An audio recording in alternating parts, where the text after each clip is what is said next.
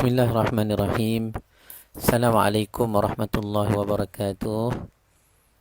Sahabat-sahabat yang dikasihi sekalian, Alhamdulillah kita dapat sambung balik line kita yang hanging, ya, tak bergerak gambar di depan saya. Mudah-mudahan kali ini lancar siaran kita hendaknya. Sahabat-sahabat sekalian, apakah boleh dengar jelas suara kita daripada Bandar Baru Bangi ini, ya? Dari Bandar Baru Bangi ini, harapnya dapat dengar dengan clear, jelas dan juga lancar perjalanan majlis ilmu kita malam ini. Terima kasih Lia daripada Kuala Terengganu, Saudara Hasan, Abang Din daripada Bank Rakyat kita, begitu juga Abang Bobby, Ayanda, Cikgu, rakan-rakan yang dikasihi sekalian. Baik, kalau jelas, kita nak teruskan kuliah kita malam ini, siri yang ke-26, berkenaan dengan Nabi kita sallallahu alaihi wasallam. Malam ini kita tidak akan membicarakan tentang kewafatan baginda sallallahu alaihi wasallam. Kita tak masuk lagi tajuk itu. Walaupun kita sudah pun membahaskan sirah kita, dah umur baginda 62 tahun.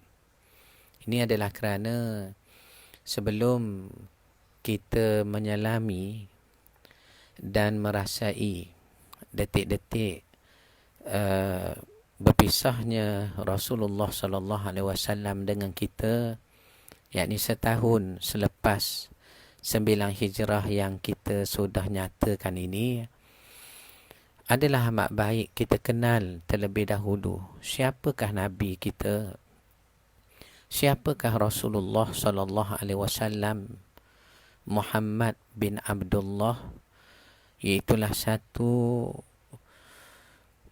Rasul yang dikatakan sebagai Sayyidul Anbiya wal Mursalin. Dan mengapa manusia terikat jiwanya ataupun batinnya dengan Rasulullah sallallahu alaihi wasallam? Atas dasar itulah, apabila kita mengenang dan mengenal dengan sepenuh-penuh kenal akan siapakah Nabi kita itu, maka barulah kita dapat merasai betapa besarnya kehilangan Rasulullah sallallahu alaihi wasallam yang akan kita khatamkan pengajian sirah kita berasaskan Ar-Rahiqul Maktum itu pada malam besok dan juga lusa, insya-Allah. Kita tengok bagaimana aturan jadualnya. Sahabat-sahabat yang dikasihi sekalian, bila menyebut tentang Rasulullah sallallahu alaihi wasallam ini, kita sedang membicarakan tentang satu insan yang paling sempurna, yang diciptakan Allah Subhanahu wa taala, yang mana tidak datang rahmat melainkan sebesar-besar rahmat Allah, iaitulah diutuskan Nabi kita Muhammad sallallahu alaihi wasallam. Sebab itulah pengarang kitab kita ini, Allamah Safiyur Rahman Al-Mubarakfuri, yang mengarang Ar-Rahiqul Maktum, kitab asas kepada perbincangan sirah kita yang sudah masuk ke siri 26 ini, telah menggambarkan dalam bab pertama, awal hari itu kita belajar bagaimana kesesatan, kegelapan, kezaliman orang-orang Arab jahiliyah itu, yang mana dengannya menyebabkan para ulama dan ahlus siyar mengatakan orang Arab jahiliyah terdahulu sudah tidak ada beza lagi dengan binatang. Maknanya mereka dengan binatang sudah tak ada beza. Yang kuat menekan yang lemah, yang lemah bertambah lemah. Bahkan satu orang bapa yang berzina melahirkan anak zina perempuan. Apabila anak itu sudah besar tergamak, ia meniduri kembali anak zinanya itu. Dan seorang wanita yang berzina melahirkan satu orang anak laki-laki. Menjadi tergamak bagi anak laki-laki itu bila besar nanti, ia kembali menggauli, tidur kepada ibunya itu. Atas dasar itulah, saudara-saudara sekalian, Allah menyifatkan rahmatnya, diutuskan Nabi kepada kita, sehinggakan Nabi disifatkan pada 12 Rabiul Awal bila dilahirkan itu adalah satu permulaan keluarnya manusia daripada menghambakan diri kepada nafsu dan syaitan kepada adanya Tuhan, adanya panduan yang dibawa oleh Nabi SAW. Dan bila sebut Nabi ni sahabat-sahabat sekalian, apakah maksud Nabi? An-Nabi, Nabi itu maksudnya man naba'ulahu, satu orang yang diberi berita oleh Allah Subhanahu wa taala. Maknanya disampaikan wahyu kepadanya. Maka apabila wahyu itu diterima oleh satu orang laki-laki dan datangnya daripada Allah Subhanahu wa taala, maka menjadilah ia nabi daripada Allah. Tetapi kalau risalah ataupun wahyu tadi datang kepadanya, maka disuruh pula sebarkan ataupun kembang dan ajarkan kepada umat ataupun kepada kaumnya, maka menjadilah nabi itu laginya rasul. Nabi lagi rasul. Nabi lagi rasul. Dan sahabat-sahabat sekalian, nabi-nabi ini terlalu banyak. Nabi-nabi ini terlalu banyak. Dikatakan sebahagian pendapat menyebut 124,000 orang nabi-nabi. Ramai. Terlalu banyak. 124,000 orang nabi-nabi. Yang mana sebahagian besarnya kita tidak tahu. Sebahagian besarnya sahabat-sahabat sekalian kita tidak tahu. Ini berdasarkan nas Al-Quran ada sebut man lam naqsus alaik, maknanya ada yang kami tak cerita. Lam naqsus alaik, kami tidak cerita kepada kamu. Dan daripada 124,000 orang nabi-nabi itu, Nabi kita sallallahu alaihi wasallam adalah penutup sekalian nabi. Dan Nabi kita sallallahu alaihi wasallam adalah sayyidul anbiya, penghulu nabi-nabi, dan juga mursalin, penghulu bagi rasul-rasul.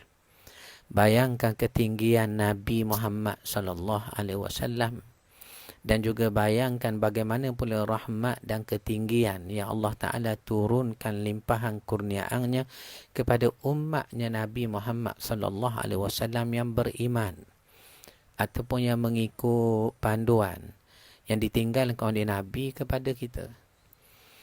Dan kenapa agaknya sahabat-sahabat sekalian, Nabi dikenang ataupun diikut, dijadikan panduan, bahkan dalam siri pengajian sirah kita yang sudah masuk ke siri 26 ini, yang mana malam ini kita sengaja tak mahu teruskan kepada tajuk terakhir, iaitulah kewafatan Rasulullah sallallahu alaihi wasallam. Kerana inilah puncanya. Barangkali kita dah belajar sirah 25 siri. Soalnya, apakah kita sudah kenal siapakah Nabi kita sallallahu alaihi wasallam? Apakah kita sudah kenal siapakah Nabi kita sallallahu alaihi wasallam? Maka atas dasar itulah kita daurahkan tajuk khas ini pada malam ini, siapakah Nabi sallallahu alaihi wasallam. Dan kita sudah pembicarakan soal definisi makna Nabi dan makna Rasul. Nabi ini satu orang yang bila Allah sampaikan wahyu padanya menerusi Jibril, maka menjadilah satu orang itu Nabi. Dan kalau wahyu itu yang disampaikan kepadanya diminta untuk sampaikan pula kepada kaumnya atau kepada umatnya, maka menjadilah Nabi tadi Nabi lagi Rasul. Nabi lagi Rasul. Dan telah kita sebutkan tadi, mengikut ulama tauhid, lebih kurang 124,000 orang nabi-nabi yang pernah Allah utuskan ke atas dunia. Tetapi daripada 124,000 orang itu, menurut satu pandangan, Al-Quran menegaskan bakinya, malam naqsus alaik, kami tidak cerita kepada kamu, wahai manusia. Kami tidak cerita. Bahkan tiada keperluan pun untuk kita tahu siapakah Nabi itu. Cuma adalah kadang-kadang kita terdengar melalui syarahan ataupun daurah para ilmuwan dan ulama, ataupun kita baca kitab-kitab terdahulu yang mensyarahkan tentang Bani Israel dan sebagainya. Terkadang kita dengarlah juga nama-nama Nabi yang asing, tetapi dapat kita dengar dalam kitab-kitab itu. Antaranya Nabi Daniel, Nabi Habakuk, Nabi Yul, Nabi Ezra. Ni antara contoh daripada 124,000 orang itu. Dan kesemua Nabi ini, dia membawa wahyu daripada Allah. Kalau ia diminta sampaikan kepada kaumnya, maka ia menjadi Nabi lagi Rasul. Dan kadang-kadang satu zaman ada dua orang Nabi. Seperti Nabi Musa dan Harun hidup satu zaman. Seperti Nabi Lut dan Nabi Ibrahim pun hidup satu zaman. Mana ada satu keadaan Allah datangkan dua orang Nabi, lebih dari seorang. Sebahagiannya akan membantu sebahagian yang lain. Dan ada juga kadang-kadang satu waktu fatrah yang begitu lama tiada Nabi diutuskan. Sehingga kan ahlul fatrah, orang yang hidup pada zaman tiada Nabi diutuskan pada mereka, tidak sampai pula risalah-risalah terdahulu, millah tauhid terdahulu kepada mereka. Maka mereka ini Allah Ta'ala sifatkan dengan rahmat dan belas limpahan kurniaannya. Wa ma kunna mu'adzibina hatta nab'atha rasulah. Kami tidak akan mengazabkan sesuatu kaum. Satu kaum tidak akan turun azab. Allah tak akan tak balas satu azab. Kerana apa? Sehinggalah kami utuskan Rasul kepada mereka. Jadi bayangkan, Nabi ni satu orang yang terima berita dari Allah. Kalau disuruh pula sampaikan berita itu kepada orang lain, maka menjadilah ia Nabi lagi Rasul. 124,000 orang Nabi mengikut satu pandangan. Sebahagian besarnya kita tidak tahu. Terkadang ada satu zaman Nabi pula yang diutus daripada 124,000 orang itu, dua orang Nabi satu zaman. Seperti Nabinya Ibrahim dan Lut. Sepertinya Nabi Musa dan Harun. Sepertinya Nabi Zakaria dan anaknya Nabi Allah Yahya. Sepertinya Nabi Daud dan anaknya Sulaiman. Dan ada satu ketika tidak diutuskan utusan kepada manusia ahlul fatrah. Makna mereka ni dengan rahmat, dengan limpahan kurniaan Allah. Allah kata, wa ma kunna mu'adzibina hatta nab'atha rasulah. Kami tidak utuskan sehinggalah kami mengutuskan Rasul, dan kami tidak akan menimpakan azab kepada satu kaum sehingga kami hantar risalah melalui Rasul-Rasul kami. Ini semua sekali dalil ataupun tanda sahabat-sahabat sekalian betapa murahnya Allah, betapa limpah rahmatnya Allah kepada manusia. Tidak dibiarkan manusia seperti orang jahiliyah, tiada panduan. Sehingga kan kata ahlus siyar, our scholars dalam bidang sirah, mengatakan orang Arab jahiliyah itu sudah tiada beza dengan binatang. Yang membezakan mereka dengan binatang hanyalah rupa dan bentuk tubuh badan sahaja. Maka atas dasar itulah terutusnya Nabi-Nabi sejak dahulu. 124,000 orang Nabi-Nabi itu mengikut satu pendapat. Tidak lain tidak bukan Allah sedang menzahirkan kerahmatan dan limpahan kurniaan Allah yang begitu besar didatangkannya Rasul-Rasul dan Nabi-Nabi itu.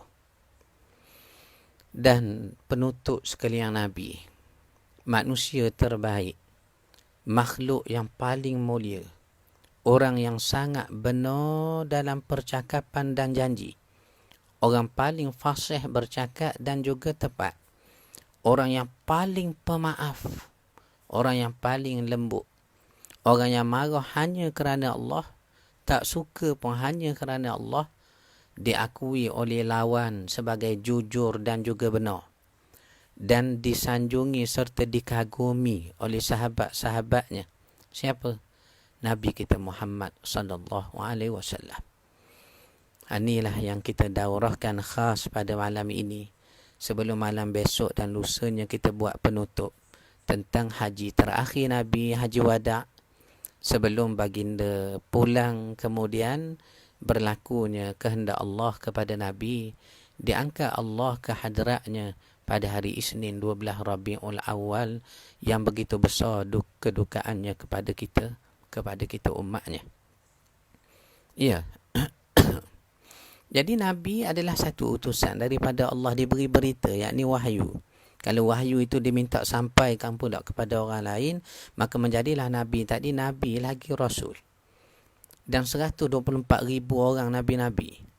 Daripada 124,000 orang itu, sebahagian besarnya kata Al-Quran, malam naqsus alaik, kami tidak cerita kepada kamu. Dalam tak cerita itu pun kita tengok belek kitab-kitab lama dalam seni perbandingan agama, muqaranatu adyan, kita dapati ada beberapa Nabi di kalangan Bani Israel. Seperti yang kita buat contoh tadi, Nabi Habakuk kah, Yul kah, Ezra kah, Daniel kah, banyak. Tetapi tidak mustahil untuk kita tahu utusan-utusan Allah itu, kerana Allah menyebut malam naqsus alaik, kami tak cerita. Yang menjadi kewajipan untuk kita hayati, selami, renungi yang sebenar-benarnya ialah siapakah Nabi kita Muhammad sallallahu alaihi wasallam. Sahabat-sahabat sekalian,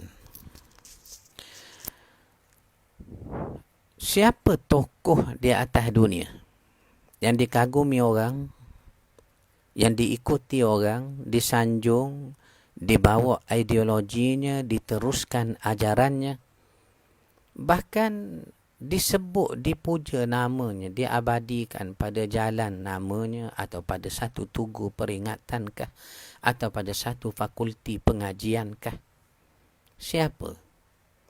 Kita sebut siapa saja atas dunia yang ketokohannya disanjung, ideologinya diteruskan, pengikutnya ramai, pendokongnya pun ta'assub, tidak akan sama dengan Nabi Muhammad sallallahu alaihi wasallam. Tidak akan sama. Ini adalah kerana manakan sama satu manusia dipilih Allah dan dimaksumkan oleh Allah, terpelihara daripada buat kesilapan, akan sama dengan manusia lain yang terdedah dengan salah dan silap. Michael Hishar, kita baca karyanya, ada 100 tu, 100 orang yang paling berpengaruh atas dunia, dikumpulkan biografi, biodata, manaqibnya, dimasukkan dalamnya karyanya ini, termasuklah tokoh-tokoh terdahulu, termasuk Nabi Musa pun dimasukkan sebagai orang berpengaruh atas dunia. Kemudian Nabi Isa, Jesus Christ Son of Mary, pun dicatatkan juga di dalam buku itu 100 orang paling berpengaruh, sehingga terdirinya agama Nasrani. Walaupun agama Kristian itu penganut agama yang terbesar di dunia dua, Kristian dan juganya Islam. Seperti kata Dr. Mark Gabriel dalam bukunya Jesus and Muhammad. Buku ni tuan-tuan, Allah takdirkan saya baca lebih kurang 16 tahun yang sudah. Sewaktu saya bertalaki dengan guru saya di Terengganu, ilmu perbandingan agama ni. Tetapi ni sejarah lama lah. Tidaklah saya tahu banyak, sikit-sikit. Tahu sikit, itu je lah. Tu yang nak beritahu tuan-tuan. Dr. Mark Gabriel ini, dia menyatakan dalam bukunya, apa dia? Dua penganut agama terbesar atas dunia. Siapa? Islam dan Kristian. Walhal antara dua agama ini bertemu kepercayaan kepada Isa bin Maryam. Kalau dapat dibincang baik, siapa Isa? Apa disebut dalam Quran dan dalam kitab kamu? Mengapa perlu mengambil pandangan itu, pandangan orang ini? Kenapa tidak ambil pandangan Isa tentang dirinya sendiri? Tentu, kata Dr. Mak Gibril, akan membawalah agama itu satu. Bila ada titik kebenaran. Jadi dalam 100 orang paling berpengaruh yang dikumpulkan oleh Michael H. Hart, penulis kita ini, Isa bin Maryam, Musa, Dalai Lama, Mahatma Gandhi, Karl Marx yang mengasaskan fahaman dan ideologi komunis itu. Termasuklah diletakkan nama Muhammad bin Abdullah, Nabi kita. Dan Nabi mereka, cuma mereka belum beriman saja lagi. Belum lagi, mudah-mudahan mereka beriman. Apa yang mengejutkan ialah apabila pengarangnya meletakkan Nabi SAW Muhammad bin Abdullah adalah tersenarai orang yang paling utama. Kedudukan paling atas, bahawa inilah orang paling berpengaruh sepanjang zaman. Soalnya sahabat-sahabat sekalian, kenapakah penulis yang beragama Kristian ini dia tak pilihnya Isa bin Maryam? Dia tak letaknya Jesus Christ, Son of Mary, yang dianggap sebagai Tuhan, Son of God and God. Reincarnation tu, menjelmanya Tuhan ke dalam tubuhnya manusia, Isa bin Maryam, yang kemudian mati disalib, crucified for our sin and died for our sin for 3 days and 3 nights itu. Kenapa tidak dipilih sebagai orang paling berpengaruh? Orang paling berpengaruh. Kenapa tidak dicatat begitu? Sebaliknya diletakkan Isa bukan nombor 2 pun, di bawah lagi. Tetapi apa yang mengejutkan, katanya penulis Nasrani ini, karya The 100 ini, dia bukan karya berbentuk akademik, tidak. Dalam kajian penulisan tesis kita kategorikan dia sebagainya popular writing. Sebagai popular writing, satu penulisan yang dikenali ataupun disambut ramai orang. Walaupun nilai-nilai akademik ada disiplin tersendiri. Tetapi karya ini menggemparkan Barat dan juga orang Islam memperakui. Benarlah Nabi SAW, hatta dahulu musuh pun memperakui dia adalah seorang yang benar. Baginda adalah seorang yang jujur. Bahkan ketikanya Kaisar, dia bertanya kepadanya Ja'far, tanyanya kepada Abu Sufyan, bagaimanakah laki-laki ini yang mendakwa Nabi? Dah kamu duduk bersama dengannya, nasab kamu dengan dia pun dekat, kamu dah tengok keturunannya. Maka apa katanya Abu Sufyan? Beliau seorang yang benar, tidak pernah mengkhianati janji, tidak pernah kami dengar perkataan bohong daripadanya. Tengok tuan-tuan, tengok, hatta musuh memperakui Nabi SAW adalah satu orang insan pilihan Allah, jujur, amanah dan benar. Maka atas dasar itulah, kalau ada zaman ini orang meletakkan Nabi SAW di tahap paling tinggi walaupun seorang kafir, maka kita Muslim sudah pun tahu perkara ini diakui sejak dahulu. Ya, sehinggalah sampai bila-bila.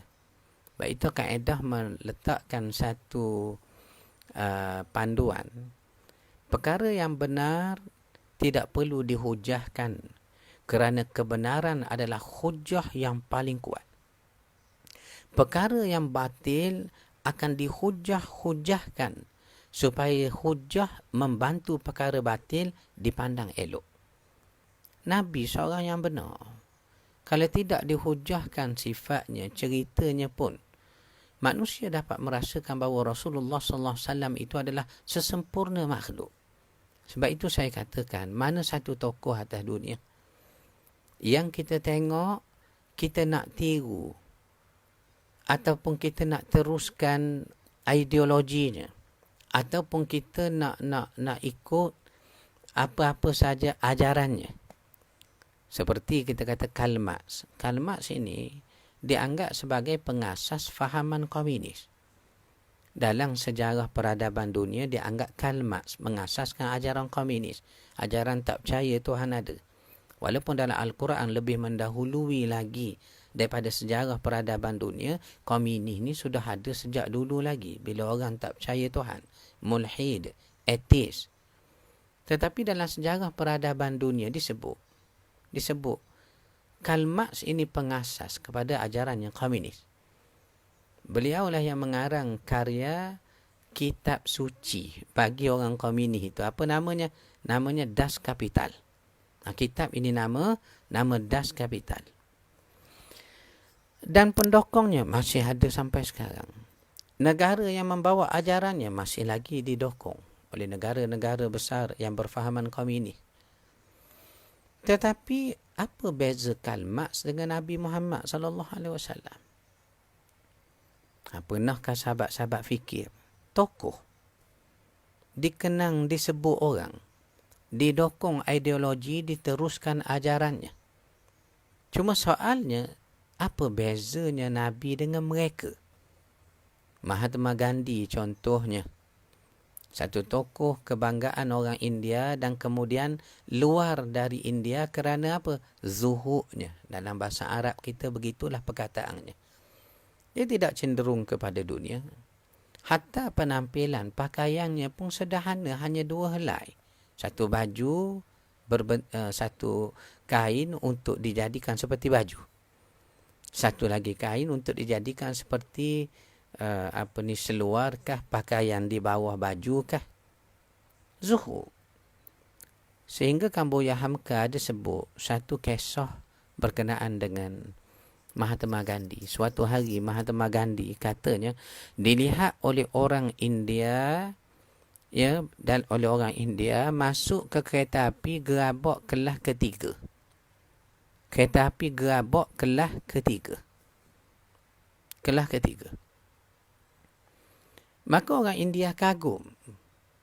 Satu pimpinan besar dunia, jajahan takluk tanah India seluruhnya, hanya berada di bawah tapak kakinya pun dia masih nak naik kereta api kelas ketiga.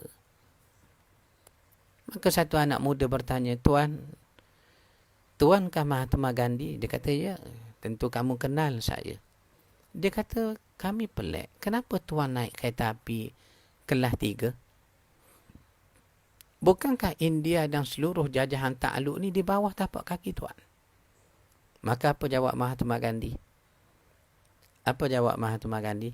Sebab tak ada kelas keempat. Sebab tak ada kelas keempat. Tu yang aku naik kelas ketiga. Sebab tak ada kelas keempat. Kalau ada kelas keempat, aku naik kelas keempat. Ditanya orang, kenapa naik kelas keempat? Sebab tak ada kelas kelima. Tuan-tuan, cuba tengok. Cuba tengok. Ini kita panggil peribadi. Ini kita panggil peribadi. Ketokohan, kepribadian, ketinggian akhlak menyebabkan manusia akan terikat dengan satu-satu orang yang kita kagum padanya, yang kita rasa takjub pada ideologinya, yang kita terikat, terasa sayang dengan sebab akhlaknya kah. Soalnya Mahatma Gandhi tidak diletak nombor 1 dalam buku ini. Itu yang saya tanya sahabat-sahabat sekalian. 264 orang view ni. Campur share lagi, saya jangkakan ramai. Alhamdulillah, video kita dengan kehendak Allah. Masing-masing orang mencintai ilmu. Kadang sampai 10,000 view Cikgu Din. Ada yang 8,000. Begitu juga di FM, Radio Terengganu FM petang tadi. Ya, meningkat. Soal meningkat satu benda tidaklah mustahak bagi saya. Berapa jumlah view tak mustahak. Tetapi soal bagaimana tuan-tuan yang dengar kuliah ini sudah 26 siri. 26 siri. Menyampaikan pula kepada orang lain. Terutama ahli keluarga kita. Terutama ahli keluarga kita sendiri. Ini yang saya katakan, apa bezanya Mahatma Gandhi dengan Rasulullah? Tidakkah ia dikagumi orang? Betul. Tidakkah sampai sekarang orang catat, buat peringatan apa ajarannya, dibuat tugu, disebarkan gambarnya, ajarannya, sebagainya? Betul. Soalnya, Mahatma Gandhi tidak diletakkan sebagai orang paling berpengaruh di dunia oleh penulis Nasrani ini. Sebaliknya, ia memilih Nabi Muhammad sallallahu alaihi wasallam. Di sinilah ada satu benda yang kita perlu tengok. Kita perlu perhati apa sebabnya hatta orang-orang kafir pun memperakui Nabi sallallahu alaihi wasallam satu insan yang paling terpilih, sehingga diletakkan dalam 100 orang berpengaruh Muhammad bin Abdullah, anak yatim dari kota Makkah. Maka kita orang Islam beriman dengan nas Al-Quran. Dengan nas Al-Quran, dengan hadis. Kita ada dalil dan sumber bagi panduan hidup kita ini. Apa disebut nas Al-Quran tentang Nabi? Apa disebut nas hadis pun tentang Nabi sendiri? Tidakkah Allah menyebut, laqad kana lakum fi Rasulillahi uswatun hasanah liman kana yarjullaha wal yawmal akhir wa dzakarallaha katsira. Sesungguhnya pada diri Rasulullah sallallahu alaihi wasallam terdapatnya akhlak yang tinggi, terpuji. Uswatun hasanah. Uswah ni kata ulama ialah satu contoh tauladan yang apa saja kamu nak cari contoh ada pada Rasulullah. Nak jadi sahabat yang baik, ya, Nabi tunjuk bagaimana nak jadi sahabat paling baik. Nak jadi satu ketua keluarga yang baik, ya, Nabi tunjuk satu ketua keluarga yang paling baik. Nak jadinya satu Muslim yang baik, ya, Nabi tunjuk inilah Muslim yang baik. Pemaafnya, amanahnya, benarnya, marah hanya kerana Allahnya, lemah lembut, penyayang, mengambil berat. Maknanya Nabi SAW ni yang membezakan dengan makhluk lain, dengan manusia lain. Setinggi apa mana pun ketokohan mereka disebut dalam sejarah, yang membezakan mereka dengan Nabi SAW ialah akhlak, kepribadian. Akhlak atau kepribadian. Buktinya cuba tengok kesan daripada akhlak Nabi apa berlaku kepada sahabat hatta umat Islam sampai sekarang. Kita dah sebut tadi Kalmat, Mahatma Gandhi ataupun Bob Marley. Dalam dunia hiburan orang puja sangat dalam irama reggae tu. Ataupun siapa lagi, Vanilla Ice yang memperkenalkan nyanyi yang rap dulu waktu saya sekolah-sekolah menengah dulu. Siapa lagi kekaguman kita kepada tokoh? Apa beza dengan Nabi SAW? Peribadi. Akhlak. Kalau benar ada tokoh-tokoh lain, kita kata akhlaknya tinggi, zuhud, lemah lembut, tetapi kenapa pendokongnya tak nak ikut? Ikut, bukan tak ikut, tetapi tidak sampai seperti umat Islam mengikut Nabi SAW. Tuan beritahukan pada saya, sahabat-sahabat yang 267 view ni secara live ni, sebelum share lagi ramai yang dapat ambil manfaat ni, beritahu pada saya, ada tak pengikut Mahatma Gandhi ataupun pengkagum kepada Karl Marx, ataupun orang meneruskan ideologinya, tokoh-tokoh yang mereka pilih, Dalai Lama, Gautama Buddha dan sebagainya, yang nak tidur cara Nabi, makan cara Nabi, berjalan nak ikut Nabi, apa saja buat nak ikut.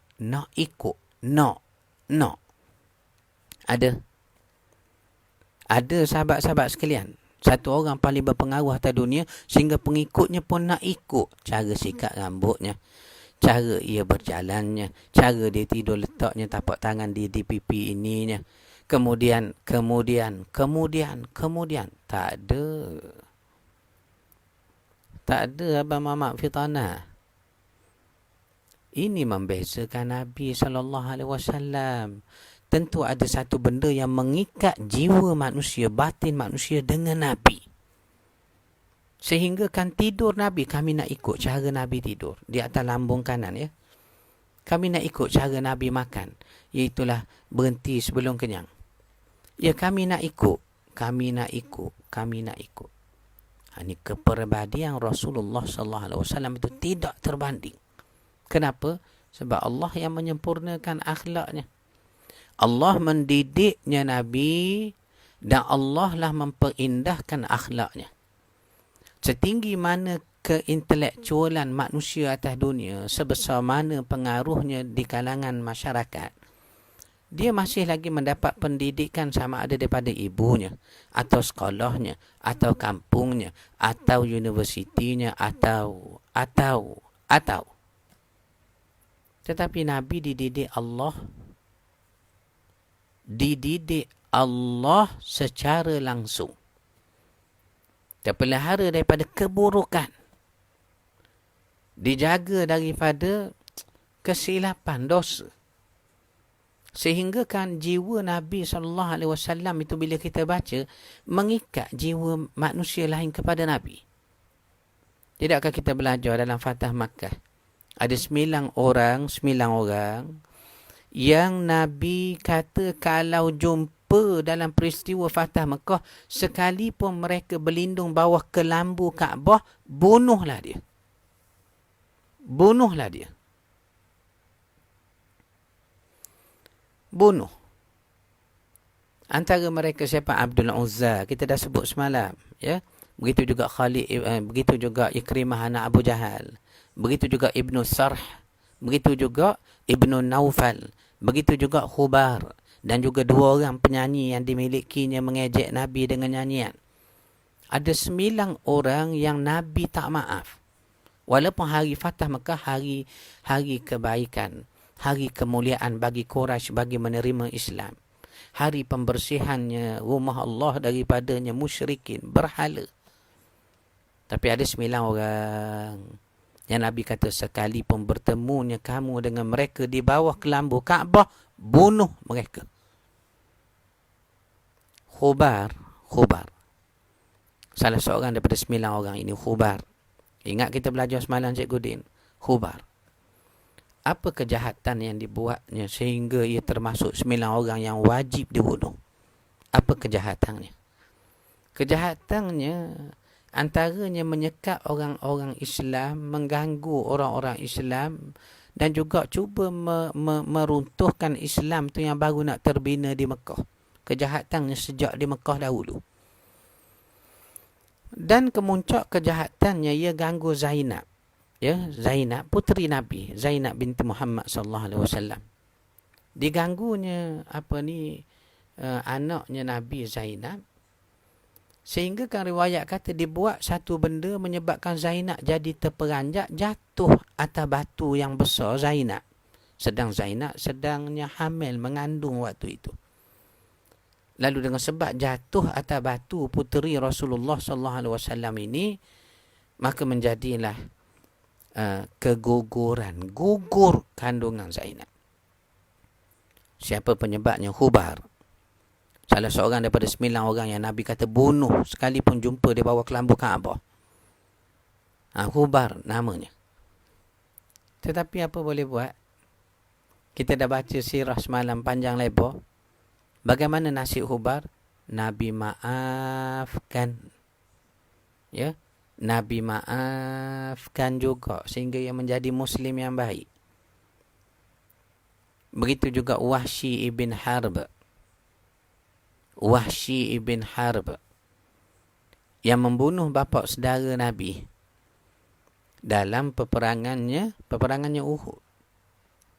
Wahsy ini dia bukan berdendang kepada Nabi ataupun kepada Hamzah, tidak. Cuma tuannya Jubair ibn Mut'im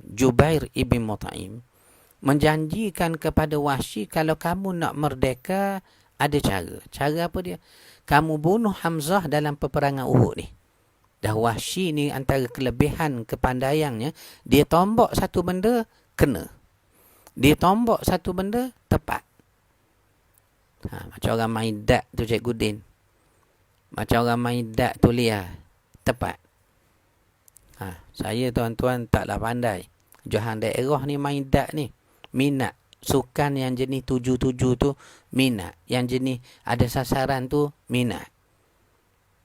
Ya, baik. Cikgu Din lebih lah lagi.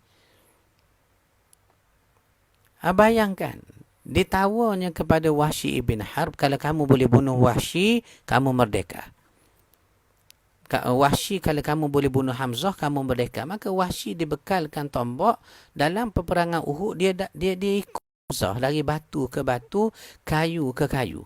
Dia kata perkasa sangat. Perkasa sangat, dia kata Hamzah ni berperang. Maka tiba-tiba dia mendapat satu peluang, terdedah dadanya Hamzah, maka ditombok. Bila dia tombok terkena dada Hamzah, maka menyebabkan Hamzah berpaling padanya. Dia kata, Hamzah sempat kata kepada aku, ya adu wallah, wahai musuh Allah. Kemudian datang musuh menebas belakang badannya Hamzah, jatuh. Kemudian ia ditikam. Kemudian ia dicincang. Kemudian riwayat kata dirobek jantungnya. Satu riwayat yang dibahas kedudukannya, dimamah-mamah jantungnya untuk memuaskan hati orang musyrikin Makkah. Termasuklah kulit kaki Hamzah, riwayat kata dilapah. Dan dibawa balik ke Mekah, dijemur di bawah terik matahari. Apa tujuan?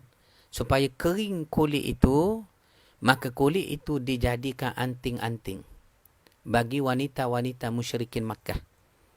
Ya, dijadikan anting-anting untuk musyrikin Makkah letak kulit Hamzah dan berbangga padanya untuk mengejek Nabi SAW. Kulit Hamzah ada di telinga aku. Kulit Hamzah aku buat ni, kenangan ni. Kami dah bunuh Hamzah dalam peperangan Uhud. Ibu bapa boleh bayang betapa gelap, betapa zalim hati orang jahiliyah, hati orang musyrikin. Dan akhirnya sebahagian mereka memeluk Islam pada peristiwa Fatah Makkah. Hindun dimaafkan oleh Rasulullah SAW. Wahsy yang bunuh pak saudara Nabi ini pun, walaupun sekian lama ia lari ke segenap pelosok dunia, lari ke Syam, lari ke Yaman, tak naknya masuk Islam. Sehinggalah orang nasihat dia, adalah lebih baik kamu pergi bertemu Muhammad di Madinah. Sebab kalau kamu lari, Islam akan sampai di mana pun pelosoknya. Kita tuan-tuan, pernah kita sangka, ya, ajaran daripadanya Gua Hira yang Nabi terima, kemudian Nabi kembangkan di rumah Al-Arqam, Abil Arqam selama 3 tahun dalam dakwah diam-diam. Sehingga umur Nabi 43 tahun itu. Kemudian dihalau, diseksa orang Islam, yang waktu itu orang Islam hanyalah terdiri di kalangan hamba abdi dan fakir miskin sahaja. Hamba abdi dan fakir miskin sahaja. Sehingga kan Suraqah bin Malik Al-Juhshun yang kejar Nabi, nak bunuh Nabi, nak dapat tawaran 100 ekor unta itu. Ketika dialognya Nabi dengan Suraqah bin Malik Al-Juhshun, antara Nabi tanya, kenapa engkau memusuhi Islam, Suraqah? Adakah sebab kamu lihat pengikutnya Islam fakir miskin, hamba abdi, maka kamu nampak lemah Islam itu? Maka Nabi bersumpah. Riwayat ini juga disebut ketika bersama Adi bin Hatim. Kalau umurmu panjang, kamu akan melihat jatuhnya kerajaan-kerajaan besar di tangan Islam. Kalau dalam riwayat Sahihul Bukhari, Adi bin Hatim ni, Nabi kata, kamu akan membuka khazanah kekayaannya Kisra Parsi. Dan katanya Adi bin Hatim, aku melihat betul apa yang disebut oleh Muhammad, umurku panjang, aku terlibat sehingga dapat buka khazanah kekayaan Kisra. Yang sebelum itu Nabi kata, kalau umurmu panjang, kamu akan tengok satu wanita daripada Hira, daripada tempat yang jauh, akan naik unta berseorangan pun berani, tak takut apa ancaman untuk bertawaf di Makkah, menunaikan haji dan umrah. Menunjukkan apa? Ketika itu Islam sudah sampai di seluruh pelosok. Di seluruh pelosok. Tu yang Wahsy dinasihatkan orang. Kalau kamu lari pun Islam akan sampai cahayanya. Di mana sahaja tempat matahari melabuhkan cahayanya. Ni kiasan lah. Matahari kita duduk di mana tak kira nampak. Kalau tak nampak betul-betul tepat pun kita dapat rasa ini siang. Maknanya Islam akan tersebar. Maka Wahsy datang ke Madinah, bertemu Nabi SAW dalam masjid baginda, yang mana bila baginda melihat wajah Wahsy, baginda terus tahu ini Wahsy, baginda berpaling ke muka lain. Berpaling ke lain.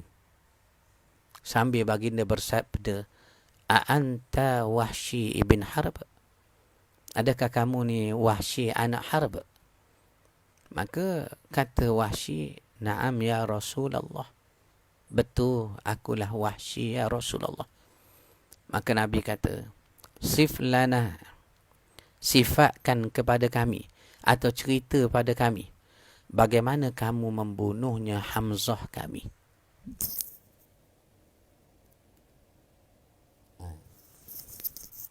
Bagaimanakah kamu membunuh Hamzah kami? Maka Wahsy kata, aku ni seakan gunung Uhud terhempak kepala aku, beratnya perasaan nak cerita. Tetapi aku cerita pada Rasulullah. Dari satu perkara ke satu perkara. Bagaimana Wahsy, bagaimananya Hamzah berjuang begitu hebat sekali. Sehinggalah sampai ke satu tahap, aku katanya Wahsy mendapat peluang terdedah dada Hamzah, aku tombok dia. Maka bila aku tombok itu terkena dada Hamzah, Hamzah sempat berpaling pada aku sambil melaung, "Ya adu Allah, wahai musuh Allah." Kemudian datang musuh lain menebas belakangnya Hamzah, ia gugur syahid. Dan dicincang. Dan dibelah dadanya, dikeluarkan jantungnya. Satu riwayat kata dimamah-mamah, digigit jantungnya untuk memuaskan hati orang musyrikin. Orang musyrikin dalam peperangan dengan Nabi SAW, kita tak lupa. Pernah mereka mencadangkan supaya kubur bonda Nabi diabuat, dibongkar dan ditarik jenazah Aminah keluar supaya mengganggu emosi Nabi. Supaya mengganggu emosi Nabi SAW. Bayangkan sahabat-sahabat sekalian. Bayangkan. Ini pernah mereka cadang. Dalam nak menghadapi peperangannya Uhud dengan Nabi SAW setelah mereka tewas dalam peperangan Badar. Lebih kurang 24 orang pemimpin besar, orang-orangnya kafir Makkah, mati dalam peperangan Badar itu. Dihumbang dalam telaga. Termasuk Abu Jahal, ayah kepada Ikrimah. Ikrimah mana? Ikrimah yang termasuk dalam 9 orang yang Nabi tak maafkan. Nabi suruh bunuh sekalipun berlindung di bawah kelambu Kaabah pada peristiwa Fatah Makkah bulan puasa 9 Hijrah itu. Ya, 9 Hijrah, 8 Hijrah itu. Ini yang kita sebut, sahabat-sahabat sekalian, bagaimana sifat pemaaf Nabi. Sanggup Nabi maafkan Wahsy. Sedangkan Wahsy ni siapa?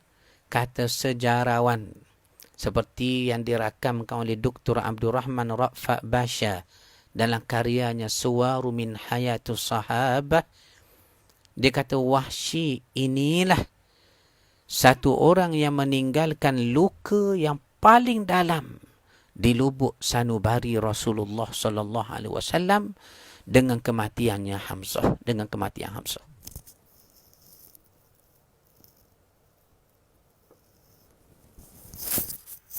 Dengan kematian Hamzah. Bayangkan sahabat-sahabat sekalian, Nabi pemaaf. Khubar yang menyebabkan Zainab puteri Nabi dalam keadaan hamil terjatuh atas batu sehingga gugur kandungan, Nabi maafkan. Wahsy yang membunuhnya Hamzah, Nabi maafkan. Hindun yang dikatakan terlibat dengan mengeringkan kulit kaki Hamzah untuk dijadikan anting-anting, Nabi maafkan kalau kita terima riwayat itu.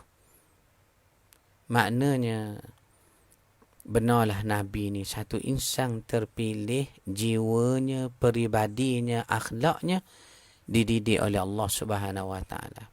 Sebab itu dalam siri-siri peperangan, sahabat-sahabat sekalian, Nabi akan menasihati tentera-tentera, panglima-panglima dalam perang. Apa yang Nabi nasihat? Jangan mencincang mayat, jangan cincang mayat, jangan bakar mayat, jangan melampau dalam berbunuh-bunuhan, jangan apakan kanak-kanak, jangan apa-apakan wanita, lepaskan orang tua dan uzur, jangan bunuh binatang, bahkan tidak boleh dipatahkan ranting-ranting kayu kalau tiada keperluan.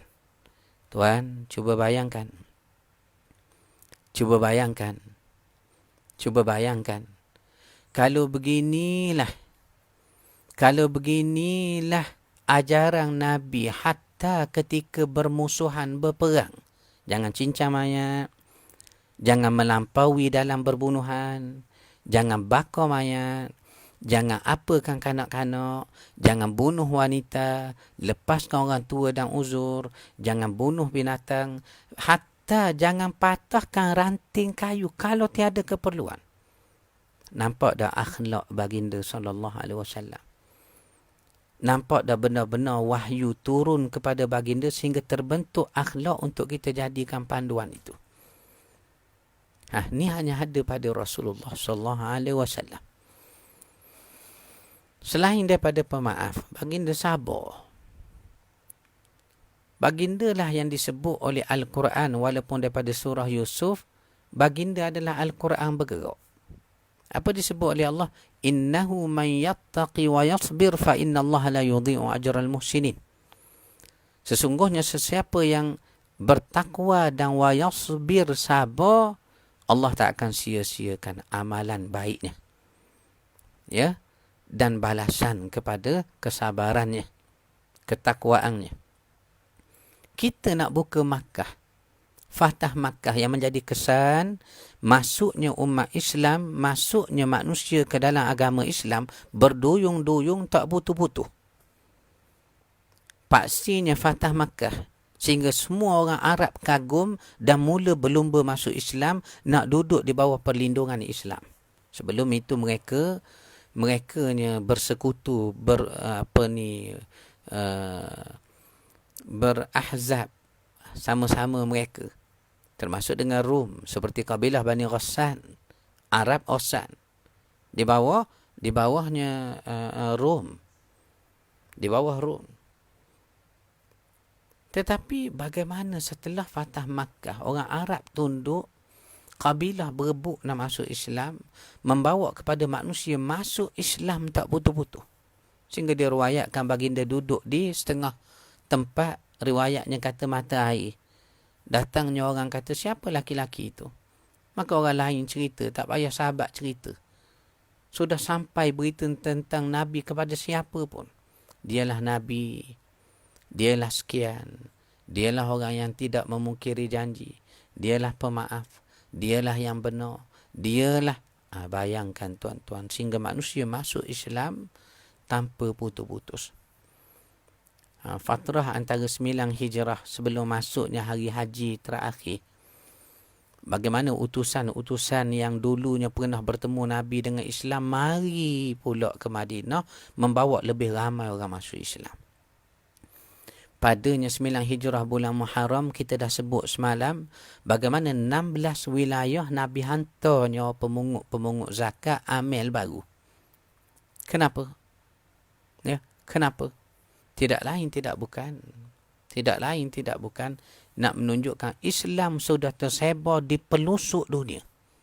Sehingga amal dihantar di situ. Dan begitu juga dalam beberapa ketika sebelum Nabi wafat. Sebulan sebelum Nabi wafat. 3 bulan sebelum Nabi wafat pun. Dalam 8 bulan sebelum Nabi wafat pun. Adanya utusan-utusan Islam dihantar ke Yaman. Ada yang dihantarnya ke Syam untuk mengajar Islam. Antaranya Nabi SAW memanggilnya Muaz bin Jabal. Dipanggilnya Muaz bin Jabal untuk hantar Muaz ke Yaman. Muaz menjadi gubernur Islam di Yaman, mengajar Islam di Yaman. Dan Muaz ni tuan-tuan mengikut manaqibnya muda lagi. Kalau dengan Nabi itu umurnya jauh lah, muda sangat. Dan Nabi pernah bersabda kepadanya. Nabi kata apa? Ya Muaz, wahai Muaz, uhibbuka ya Muaz. Saya sayang sangat kau Muaz. Nabi kata. Uhibbuka ya Muaz. Saya sayang kau Muaz. Itu yang jadinya satu dalil panduan bagi kita. Sebut kita sayang kepada orang. Saya sayang kepada awak sahabat saya. Sahabat kita sebut. Nabi sebut uhibbuka ya Muaz. Saya sayang sangat kau Muaz. Maka Muaz ni Nabi kata nak hantar ke Yaman. Gembira Muaz, gembira. Sebab dapat khidmat pada Islam. Maka Nabi uji dia. Apa yang kamu akan berhukum bila ada masalah timbul di sana? Dengan Al-Quran ya Rasulullah. Nabi kata ahsanta, baik.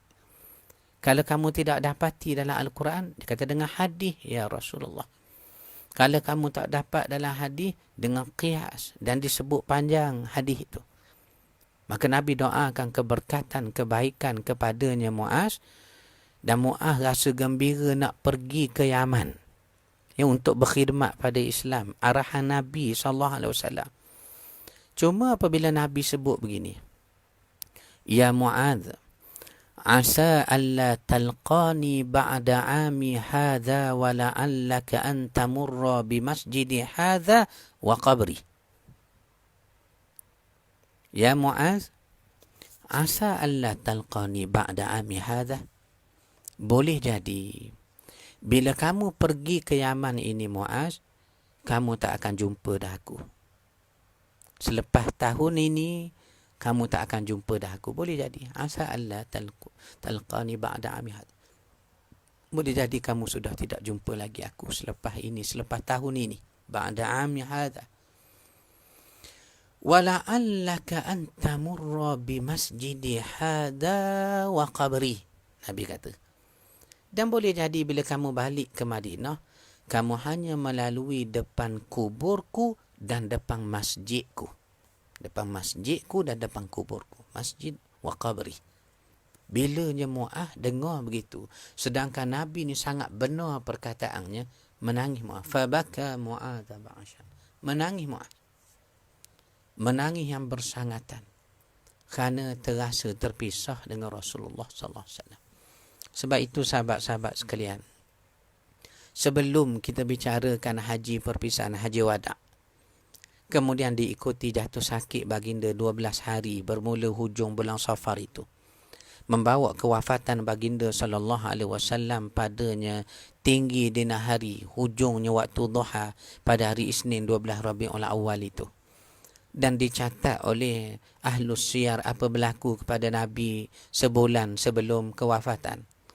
Apa berlaku pula dalam pertengahan bulan Safar, Nabi bangun seorang-seorang berjalan senyap-senyap pergi ke perkuburan Baqi', mendoakan ahli Baqi' dan menyebut bahawa aku akan menyusul kamu. Benarnya kata Nabi, Nabi mengisyaratkan tak lama dah Nabi akan bersama dengan Baqi', bersama dengan sahabat di alam barzah, perkampungan orang mukmin. Bahkan disebut 5 hari sebelum Nabi wafat apa berlaku? 3 hari sebelum Nabi wafat, apa berlaku? Sehari sebelum Nabi wafat, apa berlaku? Apa berlaku? Dan malam terakhir Nabi hidup di dunia, diterangkan apa berlaku. Cintanya manusia, umat, ahlus siyar, ulama, ahli ilm, kepada Nabi sehingga dicatat sedemikian rupa tentang Rasulullah SAW. Sehingga dicatat sedemikian apa berlaku 3 hari sebelum wafat kepada Nabi kami.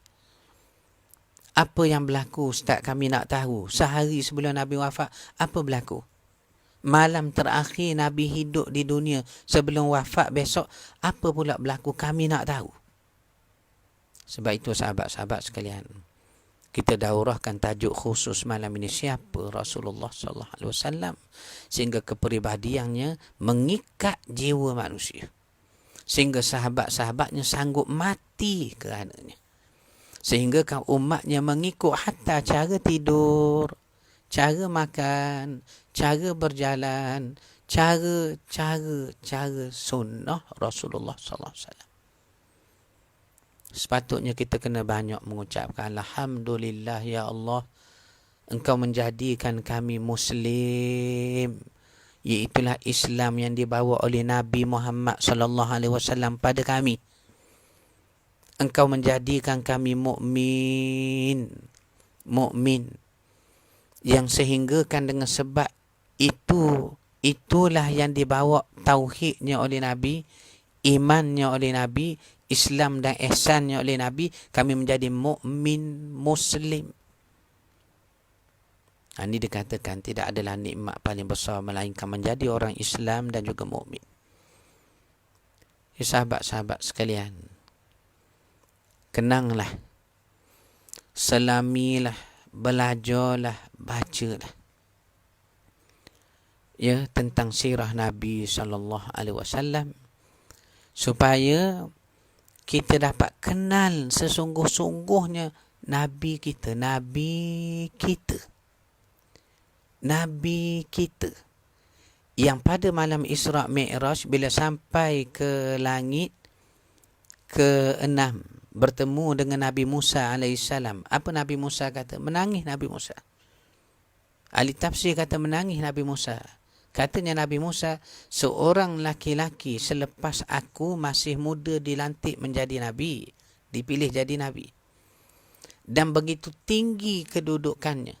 Dan aku kalau boleh jadi umatnya pun, Allahu Akbar.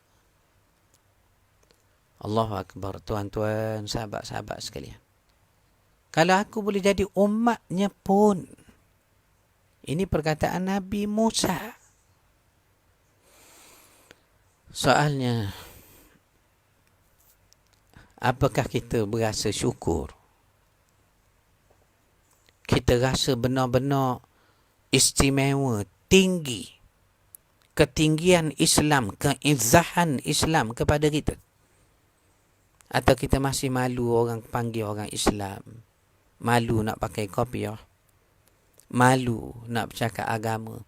Malu nak tegur orang, agama tak bagi, Nabi larang. Adakah begitu? La haula lana wala quwata illa bik. Sebab itu dengan belajar sirah, kita akan melihat bagaimana izzahnya Islam.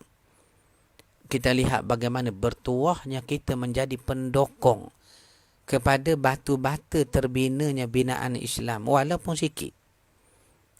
Seakan-akan ketika peperangan Tabuk, bila Ahlus Siyar mengatakan, Nabi kata dermalah orang nak pergi perang ke Tabuk, 30,000 tentera.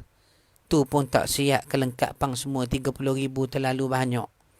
Sehingga setiap tentera dibekalkan 3 biji tamar sahaja sebagai makan. Itu pun mereka tak tahu berperang habis bila. Mungkin lama, mungkin sebulan. 3 biji tamar Baitul Mal negara beri bekalan pada setiap tentera.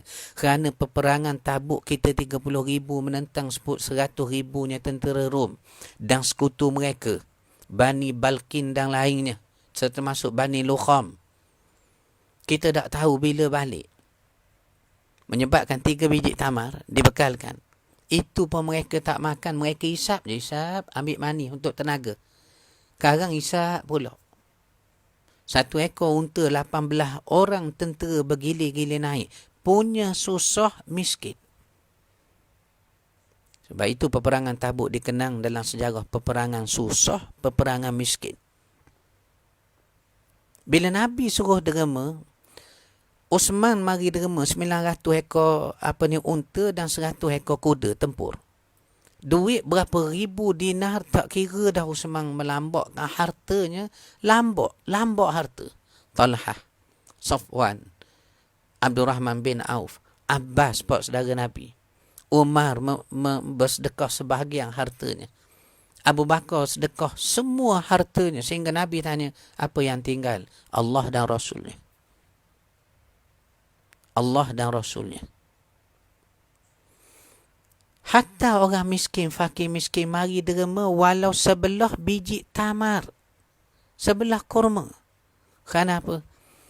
Kerana mereka mengharapkan Allah redha. Nabi redha kepada mereka. Inilah saudara-saudari sekalian, sahabat-sahabat sekalian, bagaimana kita nak kenal Nabi melalui pembacaan sirah dan melihat apa yang tersirat di sebalik riwayat-riwayat tersurat kita baca itu. Pada dididik Allah Nabi, akhlak baginda, kesempurnaan sehingga mengikat batin manusia dengannya. Inilah yang perlu kita timbulkan dalam pengajian sirah. Supaya kita merasa mulia dengan Islam, merasa izzah sebagai umat Nabi SAW dan menghidupkan sunnahnya. Sebab itu malam ini kita daurahkan tajuk ini terlebih dahulu. Supaya sebelum kita bicarakan saat berpisahnya Rasulullah dengan kita, barulah kita dapat rasa inilah insannya yang apabila wafat, sahabat seakan-akan tak tahu apa berlaku. Uthman bin Affan diberi salam, tak jawab. Bukan tak nak jawab, tak dengar, kebingungan. Umar Al-Khattab bila yakin Nabi mati, wafat, dibaca wahyunya olehnya Abu Bakar daripada Al-Quran, maka rebah pensan. Bayang tuan kalau ada orang sampai rebah pensan, kebingungan. Ini menunjukkan kesannya akhlak Nabi kepada jiwa batin manusia itu. Batin manusia itu. Atas dasar itu sahabat-sahabat sekalian, ulanglah baca sirah. Tengok balik nota yang kita tulis 24 siri, 25 siri. Malam ini siri ke-26. Cuba hayati betul-betul apa yang sudah ditulis. Kenang balik riwayat yang telah kita baca hampir seminggu lebih dah ni, untuk melahirkan kasih, mahabbah, sayang kepada Rasulullah sallallahu alaihi wasallam kita. Rasulullah sallallahu alaihi wasallam. Sebab itulah sahabat-sahabat, bila sahaja wafat Nabi sallallahu alaihi wasallam, mereka seakan-akan kebingungan. Ummu Aiman menangis sungguh-sungguh. Satu hamba abdi miliknya bonda Nabi Aminah. Kemudian apabila wafat Aminah, diwariskan pada Nabi, Nabi merdekakan dengan mengahwinkannya Ummu Aiman dengan anak angkat Nabi, Zaid bin Harithah. Dapat cucu angkat Nabi, Usamah bin Zaid itu.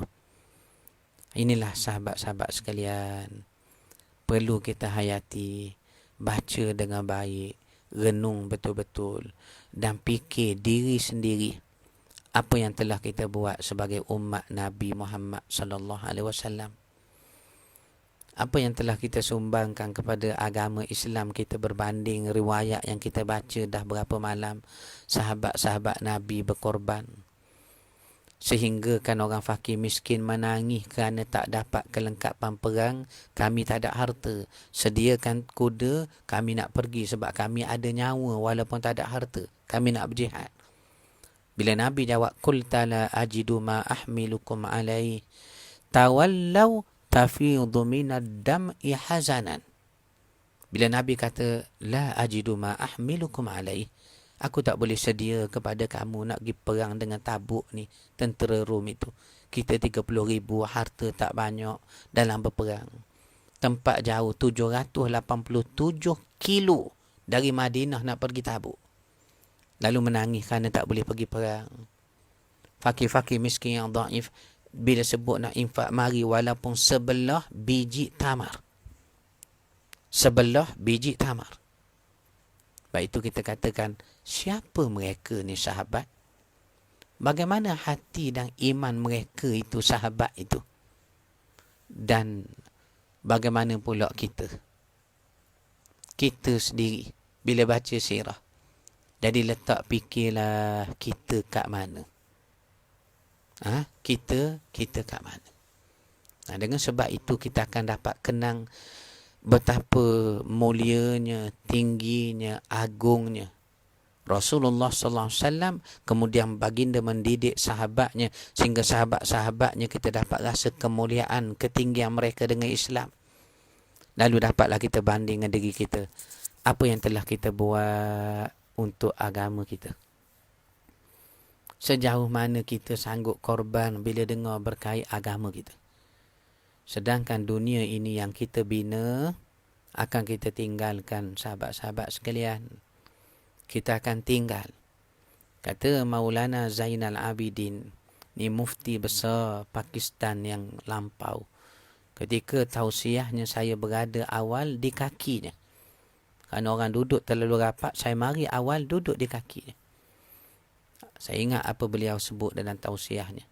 Dunia bukan tempat tinggal, tetapi dunia adalah tempat untuk kita pergi darinya. Tempat untuk kita pergi darinya. Dunia akan ditinggalkan. Berusahalah menjadi umatnya Nabi Muhammad sallallahu alaihi wasallam sebagai sebaik-baik umat, menghidupkan sunnahnya, berbangga dengan Islam dan iman. Mudah-mudahan Allah Ta'ala pilih kita menjadi umatnya Nabi yang terbaik dan juga mendapat syafaat baginda sallallahu alaihi wasallam hendaknya.